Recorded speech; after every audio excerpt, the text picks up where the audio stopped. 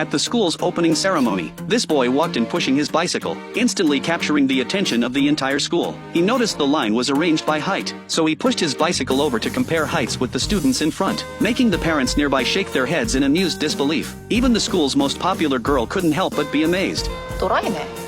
Every exam, he'd show up in the last 5 minutes, return to his seat and immediately start answering questions. The proctor walked by him, just glanced once and her eyes went wide. What looked like a carelessly done test paper had the correct answer for every single question. The teacher never expected this boy to be such a genius. When collecting papers, a girl reminded him to transfer his answers to the answer sheet. He just casually scribbled a few marks. Yuna was stunned on the spot. She became intensely curious about this boy. After long observation, Yuna discovered Jun Kyung was an absolute genius. Every time someone tapped his right shoulder, he could accurately tell the person was on his left. When poked in the right ear, most people would scratch with their right hand. Only he used his left. Everyone else looked at their nails the normal way, but Jun Kyung was completely different. In the following days, Yuna began carefully observing Jun Kyung. Wherever Jun Kyung went, Yuna followed closely. Being watched made Jun Kyung very uncomfortable. Helpless, Jun Kyung moved to a different table to read, but Yuna followed him there too. This made Jun Kyung somewhat irritated. 아, 왜? 니네 좋아하나? 어?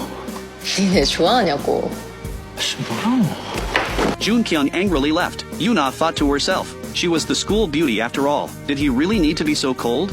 Yuna suspected Jun Kyung must have a girlfriend. To get to the truth, she went through Jun Kyung's backpack. She found a letter written to the president. It turned out Jun Kyung had grown up in a small village. Every day going to and from school, he had to pass through 3 tunnels and cross 3 bridges. Every year, many villagers died in accidents in the tunnels. Jun Kyung's sister had died in one of these accidents. So Jun Kyung would write letters to the president periodically, hoping the president would build a simple train station in the village, so villagers could travel by train. But Jun Kyung had already written over 50 letters, without receiving any response. Just as Yuna was absorbed in reading, Jun Kyung arrived and caught her red-handed. The next day on the way to school, the two met again. Yuna rolled down her car window to apologize to Jun Kyung, but Jun Kyung chose to completely ignore her. Yuna didn't give up. She told him who writes letters using dialect, and with spelling mistakes everywhere. How could such a letter move the president?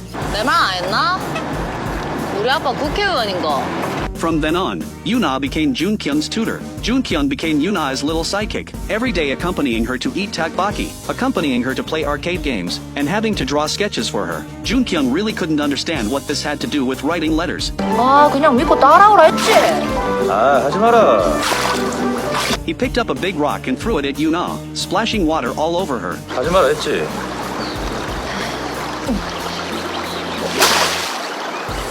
As they spent more time together, their relationship gradually became closer.